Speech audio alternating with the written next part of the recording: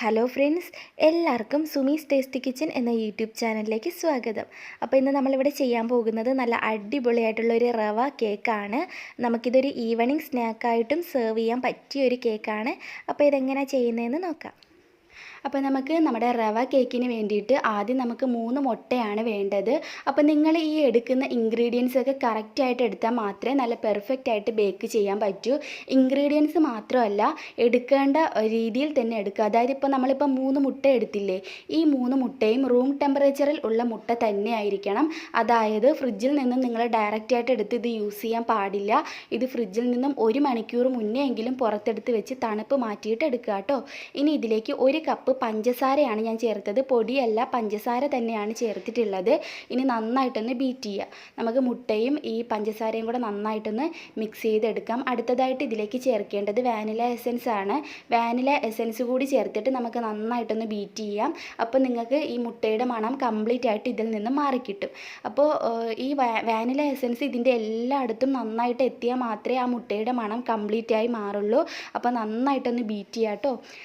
ഞാൻ എന്തായാലും 1 മിനിറ്റ് എടുത്ത് നന്നായിട്ടൊന്ന് ബീറ്റ് ചെയ്യുകയാണ്. അപ്പോൾ നമ്മുടെ ആ പഞ്ചസാരയൊക്കെ ഒന്ന് കംപ്ലീറ്റ് അലിഞ്ഞ് കിട്ടണം, അതുവരെ ഒന്ന് ബീറ്റ് ചെയ്യുക കേട്ടോ. അപ്പോൾ ഞാൻ എന്തായാലും ഇതെല്ലാം കൂടെ ഒന്ന് നന്നായിട്ട് മിക്സ് ചെയ്ത് എടുത്തിട്ടുണ്ട്. ഇനി അടുത്തതായിട്ട് നമുക്കിതിലേക്ക് ചേർക്കേണ്ടത് തൈരാണ്. തൈര് അല്പം പുളിയില്ലാത്ത തൈര് തന്നെ എടുക്കാൻ ശ്രദ്ധിക്കുക. വീട്ടിലൊക്കെ ഉണ്ടാക്കുന്നതാണെങ്കിൽ വലിയ പുളിയൊന്നും കാണില്ല. അപ്പോൾ വീട്ടിൽ ഉണ്ടാക്കുന്ന തൈര് എടുക്കുന്നതായിരിക്കും നല്ലത്. ഇനി നല്ല പുളിയുള്ള തൈരാണെങ്കിൽ ഒരല്പം പാലുമായിട്ട് മിക്സ് ചെയ്തിട്ട് 1/2 കപ്പാക്കിയിട്ട് നമുക്കിതിലേക്ക് ചേർക്കാം.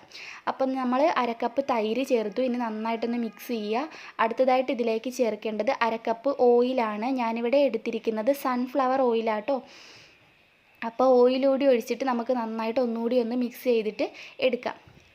അപ്പോൾ ഇത് ഇത്രയും കൂടെ നന്നായിട്ട് യോജിപ്പിച്ചെടുക്കുക. അടുത്തതായിട്ട് നമുക്കിതിലേക്ക് ചേർക്കാനുള്ളത് തേങ്ങയാണ്. നമ്മൾ സാധാ തിരികെയെടുത്ത തേങ്ങയാണ്, ഡെസിക്കേറ്റഡ് അല്ല, സാധാരണ തേങ്ങ കേട്ടോ. 1/2 കപ്പാണ് അതും ഞാൻ ചേർത്തിട്ടുള്ളത്. അതുകൂടി ചേർത്തിട്ട് നന്നായിട്ടൊന്ന് മിക്സ് ചെയ്തിട്ട് എടുക്കുക.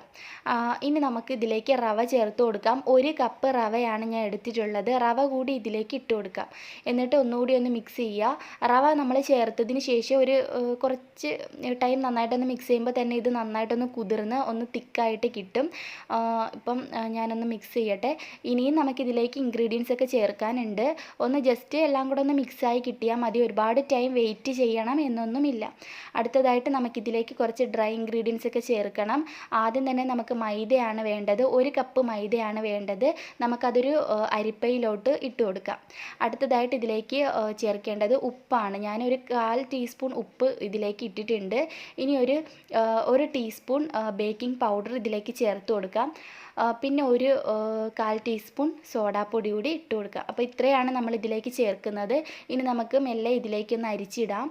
അരിച്ചിട്ട് കൊടുത്തിട്ട് എല്ലാം കൂടെ ഒന്നിച്ചിടേണ്ട, കുറേശ്ശെ ഇട്ടിട്ട് ഒന്ന് മിക്സ് ചെയ്യുക. വീണ്ടും ബാക്കി ഇടുക, വീണ്ടും മിക്സ് ചെയ്യുക. അതുപോലെ കുറേശ്ശെ ഇട്ട് വേണം ഇതെല്ലാം കൂടെ ഒന്ന് മിക്സ് ചെയ്ത് എടുക്കാൻ വേണ്ടിയിട്ട്. അപ്പോൾ എന്തായാലും ഞാൻ മുഴുവൻ ഡ്രൈ ഇൻഗ്രീഡിയൻസ് ഇതിലേക്ക് ചേർത്ത് നന്നായിട്ടൊന്ന് മിക്സ് ചെയ്തിട്ട് എടുക്കട്ടെ. ഓവറായിട്ട് മിക്സ് ചെയ്യാൻ പാടില്ല. ഓവറായിട്ട് മിക്സ് ചെയ്താലും കേക്ക് ഹാർഡായി പോവും. അതുപോലെ നന്നായിട്ട് പൊങ്ങിയും വരില്ല. അതുകൊണ്ട് ഒരുപാടിട്ട് നിങ്ങൾ മിക്സ് ചെയ്യാൻ വേണ്ടിയിട്ട് നിൽക്കരുത്. മെല്ലെ മെല്ലെ എല്ലാം കൂടെ ഇതിൽ മിക്സായി എന്ന് കണ്ടാൽ വീണ്ടും ഇളക്കി കൊടുത്തുകൊണ്ട് ഇരിക്കാൻ പാടില്ല. മിക്സായി കഴിഞ്ഞാൽ സ്റ്റോപ്പ് ചെയ്യുക കേട്ടോ. അങ്ങനെ ചെയ്താലും കേക്ക് ഹാർഡാവും, സോഫ്റ്റ് ആവില്ല. പിന്നെ ഒരു ഡൗട്ട് നിങ്ങൾക്ക് ഉണ്ടാവും. നമ്മൾ 1 കപ്പ് മൈദയ്ക്ക് ഇതിൽ 1 ടീസ്പൂൺ ബേക്കിംഗ് പൗഡർ തന്നെയാണ് ചേർത്തത്. നമ്മളിപ്പം റവ കൂടി അഡീഷണലായിട്ട് ചേർത്തിട്ടുണ്ടായിരുന്നു. അതാണ് ഞാൻ 1 ടീസ്പൂൺ ബേക്കിംഗ് പൗഡർ ഇതിലേക്ക് ഇട്ട് കൊടുത്തത്. ഇനി അടുത്തതായിട്ട് ഞാൻ ഒരു ഇച്ചിരി ഓറഞ്ചിൻ്റെ തൊലിയാണ് എടുത്തിരിക്കുന്നത്. അത് നമുക്കൊന്ന് ചീസ് ഗ്രേറ്റർ വെച്ചിട്ട് ഇതുപോലെ ഒന്ന് ഗ്രേറ്റ് ചെയ്ത് ഇട്ട് കൊടുക്കാം. നല്ലൊരു ഫ്ലേവർ കിട്ടാൻ വേണ്ടിയിട്ടാണ് ഇത് ചെയ്യുന്നത്. ഞാൻ പറഞ്ഞില്ലേ, ഇതൊരു അറബിക് ഡെസേർട്ടാണ്. ഈ ഡെസേർട്ട് ഈ ഒരു രീതിയിലാണ് ചെയ്യുന്നത്. ഇനി നമുക്ക് ഈ ഒരു ഓറഞ്ചിൻ്റെ തൊലി ഇല്ലാതെയും നമുക്കിത് ചെയ്യാൻ പറ്റും. ഏകദേശം ഞാൻ ഒരു 2 ടേബിൾ സ്പൂണോളം വരും ഈ ഓറഞ്ചിൻ്റെ തൊലി ഞാൻ ഇതിലേക്ക് ഗ്രേറ്റ് ചെയ്ത് ഇട്ടിട്ടുണ്ട്. ഇനി ഒന്നുകൂടി ഒന്ന് ജസ്റ്റ് ഒന്ന് മിക്സ് ചെയ്യുക. ഓവറായിട്ട് മിക്സ് ചെയ്യണ്ട. ഇനി ഇതില്ലാതെയും ചെയ്യാം കേട്ടോ. ഇനി ഓറഞ്ചിൻ്റെ തൊലി മസ്റ്റാണെന്ന് ഞാൻ പറയില്ല, ഇതില്ലാതെയും നമുക്ക് ചെയ്യാൻ പറ്റും. ഓറഞ്ച് തൊലി അല്ലെങ്കിൽ നമുക്ക് നാരങ്ങയുടെ തൊലി ഇതുപോലെ ഒന്ന് ഗ്രേറ്റ് ചെയ്ത് ഇട്ട് കൊടുക്കാം കേട്ടോ. കുഴപ്പമൊന്നുമില്ല. ഇനി കയ്പ്പ് രസം വരുമോ എന്നൊക്കെ ഡൗട്ട് വരും. ഇല്ല, കയ്പ്പ് രസം ഒന്നും തന്നെ വരത്തില്ല. നല്ലൊരു ഫ്ലേവർ കിട്ടത്തേ ഉള്ളൂ. അപ്പോൾ ഇത് നമ്മുടെ കേക്കിൻ്റെ ബാറ്ററി റെഡിയായി. ഇനി ഞാനിവിടെ എടുത്തേക്കുന്ന 7 ഇഞ്ചിൻ്റെ കേക്ക് പാനാണ്. ഇതിലേക്ക് ഒന്ന് ചെറുതായിട്ടൊന്ന് ഓയിലൊന്ന് ഗ്രീസ് ചെയ്തെടുക്കുക. ഒരുപാട് ഓയിൽ ഈ സൈഡിലും ഒക്കെ നിങ്ങൾ ഗ്രീസ് ചെയ്ത് കൊടുത്ത് കഴിഞ്ഞാൽ കേക്ക് ആ സൈഡൊക്കെ ഒരുമാതിരി മുരണ്ടിരിക്കില്ലേ, അതുപോലെ ആയി കിട്ടും. അതുകൊണ്ട് നിങ്ങൾ സൈഡിലൊന്നും തന്നെ ഓയിൽ തേക്കരുത്. ഇതിലേക്ക് ഒരു അല്പം മാവ് ഇട്ട് കൊടുത്തിട്ട് ഇത് ഇതുപോലൊന്ന് സൈഡിലേക്ക് ഒന്ന് തട്ടി കൊടുത്താൽ മതിയാവും. ഞാൻ സൈഡിൽ അല്പം പോലും ഓയിലൊന്നും തന്നെ തടവി കൊടുത്തിട്ടില്ല. പകരം ഞാൻ ഇതുപോലെ മാവാണ് സൈഡിലൊക്കെ തട്ടി കൊടുക്കുന്നത്. ബാക്കിയായിട്ടുള്ള മാവ് തട്ടി അങ്ങ് കളയുക. എന്നതിന് ശേഷം വേണം ഈ ടിന്നിലേക്ക് നമ്മുടെ കേക്കിൻ്റെ ബാറ്റർ ഒഴിച്ചു കൊടുക്കാൻ വേണ്ടിയിട്ട്. നിങ്ങൾക്കിത് മസ്റ്റായിട്ടും ഓവനിലും ചെയ്യാൻ പറ്റും, ഓവനില്ലാതെയും ചെയ്യാൻ പറ്റും. അപ്പം ഓവനിലെ കാര്യം ഞാൻ ആദ്യം പറഞ്ഞു തരാം. OTG ഓവൻ ആണെങ്കിൽ എൻ്റെ ഒരു OTG ഓവൻ്റെ ടെമ്പറേച്ചറാണ് ഞാൻ പറയുന്നത്. ഇനി അവരവരെ കയ്യിലുള്ള ഓവൻ്റെ രീതി അനുസരിച്ച് ടെമ്പറേച്ചറിൽ വ്യത്യാസം വരാം. ഞാൻ 170 ഡിഗ്രി സെൽഷ്യസിൽ ഒരു 30-35 മിനിറ്റാണ് ബേക്ക് ചെയ്യാൻ വേണ്ടിയിട്ട് വെക്കുന്നത്. അതുപോലെ കൺവെക്ഷൻ ഓവൻ ആണെങ്കിൽ 180 ഡിഗ്രി സെൽഷ്യസിൽ ഒരു 25 മിനിറ്റ്സ് ഒക്കെ ബേക്ക് ചെയ്യാൻ വേണ്ടിയിട്ട് വെക്കാം. ഇത് പൊതുവായിട്ടുള്ളൊരു കണക്കാണ്. പിന്നെ അവരവരെ ഓവൻ അനുസരിച്ച് ടെമ്പറേച്ചറിൽ വ്യത്യാസം വരാം. ഇനി നമുക്ക് അടുപ്പിലേക്ക് ഞാൻ ഒരു ഇഡ്ഡലി സ്റ്റീമറാണ് വെച്ചിട്ടുള്ളത്. ഇഡ്ഡലി സ്റ്റീമറിലേക്ക് അതിൻ്റെ കൂടെ കിട്ടുന്ന ആ ഒരു തട്ട് കൂടി ഞാൻ ഇട്ട് കൊടുത്തിട്ടുണ്ട്. ഇനി നമുക്ക് ഇത് അടച്ച് വെച്ചിട്ട് ഒരു 5 മിനിറ്റ് പ്രീഹീറ്റ് ചെയ്യാം. പ്രീഹീറ്റ് മസ്റ്റാണ്. ഇത് നന്നായിട്ട് ചൂടായിട്ട് കിട്ടണം. ഇനി ഇഡലി സ്റ്റീമർ തന്നെ വേണമെന്ന് ഒരു നിർബന്ധവും ഇല്ല. ഇഡലി സ്റ്റീമറിന് പകരം നമുക്ക് പ്രഷർ കുക്കർ ഉപയോഗിക്കാം. അല്ലെങ്കിൽ ഏതെങ്കിലും അടി കട്ടിയുള്ള ഏത് പാത്രമായാലും മതി. അതൊന്ന് നന്നായിട്ട് അടച്ച് വെക്കണം എന്ന് മാത്രമേ ഉള്ളൂ. നിങ്ങൾക്ക് ഏത് രീതിയിലും ഓവൻ ഇല്ലാതെ ബേക്ക് ചെയ്യാൻ വേണ്ടിയിട്ട് പറ്റും. ഇനി ഇതിലേക്ക് ചൂടായി കിടക്കുന്ന ഈ ഒരു ഇഡലി സ്റ്റീമറിലേക്ക് നമ്മുടെ കേക്കിൻ്റെ ബാറ്റർ ഇറക്കി വെക്കുക. എന്നതിന് ശേഷം അടച്ച് വെച്ചിട്ട് ബേക്ക് ചെയ്യുക. ഏകദേശം ഒരു 30 മിനിറ്റ് മുതൽ 40 മിനിറ്റ് വരെയൊക്കെ ബേക്ക് ചെയ്യണം.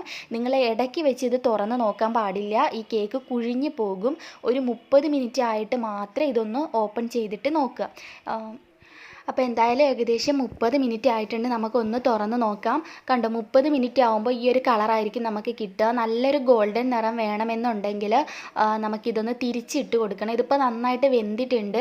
നമ്മൾ ഈ ഒരു ടിന്നിൽ ഓയിലൊന്നും സൈഡിലൊന്നും തേച്ചിട്ടില്ലായിരുന്നു. അതുകൊണ്ട് ഇത് താഴെ വീഴുമെന്ന് പേടിക്കേണ്ട. ഞാൻ ഒന്ന് കമഴ്ത്തി ഇട്ടു. ഇനി നമുക്ക് അടച്ച് വെച്ചിട്ട് ഒരു മീഡിയം ഫ്ലെയിമിൽ 10 മിനിറ്റ് വെക്കുക. ഒരുപാട് ടൈം വെക്കരുത്, മീഡിയം ഫ്ലെയിമിൽ തന്നെ വെക്കുക. ഒരു 10 മിനിറ്റ് കേട്ടോ. 10 മിനിറ്റ് ആയിട്ട് നോക്കുക. ആയിട്ടില്ലെങ്കിൽ വീണ്ടും കുറച്ച് നേരം കൂടെ ഒന്ന് വെയിറ്റ് ചെയ്യുക. അപ്പോൾ എന്തായാലും ഒരു 10 മിനിറ്റ് കഴിഞ്ഞിട്ടുണ്ട്. നമുക്കൊന്ന് തുറന്ന് നോക്കാം. കണ്ടോ, നമുക്കൊന്ന് മെല്ലെ ഒന്ന് എടുക്കാം. നോക്കി എടുക്കുക. കൈ ചൂടാണ്, നോക്കി തിരിച്ചിട്ട് കൊടുക്കുക. അപ്പോൾ അതേ നല്ലൊരു ഗോൾഡൻ നിറം വന്നിട്ടുണ്ട്. കണ്ടോ, ഇങ്ങനെ ചെയ്യുമ്പോഴാണ് നമുക്ക് കേക്കിന് നല്ലൊരു കളറ് കിട്ടുന്നത്. ഇനി അടുത്തതായിട്ട് നമുക്ക് ചെയ്യേണ്ടത് കുറച്ച് ഷുഗർ സിറപ്പ് തയ്യാറാക്കി എടുക്കണം. ഞാനിവിടെ 1 കപ്പ് പഞ്ചസാരയും 1/2 കപ്പ് വെള്ളവും ചേർത്ത് ഒന്ന് മിക്സ് ചെയ്തിട്ടുണ്ട്. ഇത് നമുക്കൊന്ന് ചൂടാക്കി എടുക്കണം. ഇത് നന്നായിട്ട് തിളച്ച് വരുന്ന സമയത്ത് ഇത് നമ്മളെ കയ്യിൽ ഒട്ടിപ്പിടിക്കുന്നു എന്ന് കാണുമ്പോൾ നമുക്ക് തീ ഓഫ് ചെയ്യാം. അല്ലാതെ ഒരുപാട് അങ്ങ് സ്റ്റിക്കി ആവുന്നവരെ വെയിറ്റ് ചെയ്യേണ്ട.